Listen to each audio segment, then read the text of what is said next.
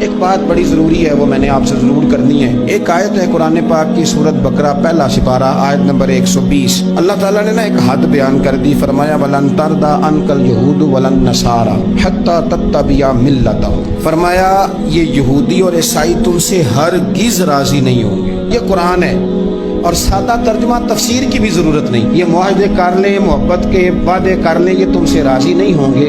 کب راضی ہوں گے؟ حتی تتبع ملتہم، یہاں تک کہ تم ان کے دین کی پیروی کرنے لگ جاؤ۔ میرا جب پہلی دفعہ پاسپورٹ بنا تو میں نے سارا پڑھا، کتابیں پڑھنے کا شوق تھا شروع سے۔ اس کے ہر صفحے پہ لکھا ہے کہ سوائے اسرائیل کے، یعنی آپ پوری دنیا میں یہ سبز ہلالی پاسپورٹ لے کے جا سکتے ہیں، خبردار اسرائیل آپ یہ پاسپورٹ لے کے نہیں جا سکتے۔ یعنی اتنی نفرت کسی ملک سے کہ اس پر لکھ کے چھاپ دیا ہر صفحے پر کہ یہ پاسپورٹ سوائے اسرائیل کے ہر ملک کے لیے کارآمد ہے۔ میرا سوال ہے عرب کے ان لیڈروں سے جنہوں نے اسرائیل کے ساتھ معاہدہ کیا، مجھے بتاؤ تمہیں فلسطین کی بیٹیاں بھول گئی نا ساری کی ساری؟ تمہیں وہ ماں بھول گئی نا جو مسجد اقصیٰ کے دروازے پہ کھڑی ہو کے چیخیں مارتی تھی اور کہتی تھی کوئی علی کو خبر کرو کہ میری بچیاں قید میں ہیں؟ بھول گئی؟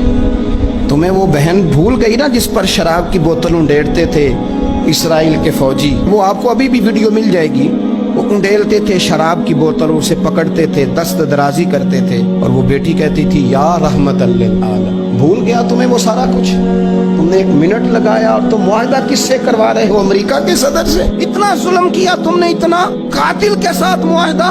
کیا سمجھتے ہو فلسطین والوں کا کوئی والی وارث نہیں؟ سنو، میرے رسول کریم صلی اللہ علیہ وسلم نے فرمایا میرا کوئی مالدار امتی دنیا سے چلا جائے، پیسے جائیدادیں چھوڑ کے جائے تو اس کی اولاد میں بانٹ دینا، لیکن اگر اس کے ذمہ قرضہ ہو تو میرے پاس آ جانا، میں اپنے امتی کا قرض ادا کروں گا۔ جس کا کوئی وارث نہیں ہوتا مدینے والا اس کا وارث ہوتا ہے، میں قرض دوں گا اپنے امتی کا۔ کیا سمجھتے ہو فلسطینی لاوارث ہے؟ صبح قیامت نبی پاک تم سے سوال کریں گے، تمہیں اللہ کے حضور حاضری دینی ہے۔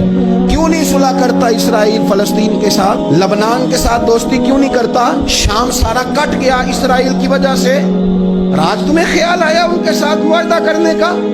ہمیں سبق پڑھاتے ہو، خدا سے ڈرو۔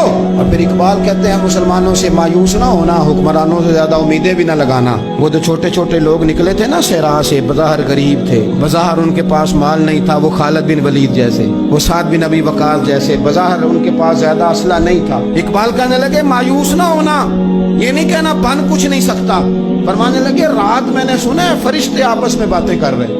واہ اقبال، تیرا بھی انداز کتنا نرالا ہے۔ کہنے لگے رات فرشتے آپس میں باتیں کر رہے تھے، میں نے سن لی ہیں۔ بھلا وہ کیا کہہ رہے تھے؟ یہ سارے لوگ نا خالد بن ولید، سعد بن ابی وقاص، یہ صحرا کے رہنے والے، اور اس وقت کی سب سے سپر پاور روما کہلاتی، الٹ پلٹ کے رکھ دی ساری رومی سلطنت۔ تو اقبال کہنے لگے رات فرشتے آپس میں باتیں کر رہے تھے کہ سنا ہے پاکستان کے، ہندوستان کے مسلمان جوان مایوس ہو گئے۔ کہنے لگا نہ مایوس ہونا، نکل کے صحرا سے، جس نے روما کی سلطنت کو الٹ دیا تھا، نکل کے صحرا سے۔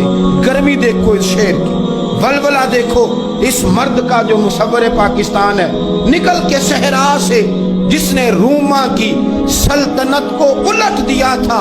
سنا ہے میں نے یہ قدسیوں سے، وہ شیر پھر ہوشیار ہوگا۔ وہ کل باتیں کر رہے تھے کہ بہت سارے ان میں سے پھر جاگ گئے اور بڑی جلدی وہ بلاک بنائیں گے۔ سنا ہے میں نے یہ قدسیوں سے کہ وہ شیر پھر ہوشیار ہوگا، وہ آئے گا میدان میں، نکلے گا، اور انشاءاللہ یہی چراغ جلے گا تو روشنی ہوگی۔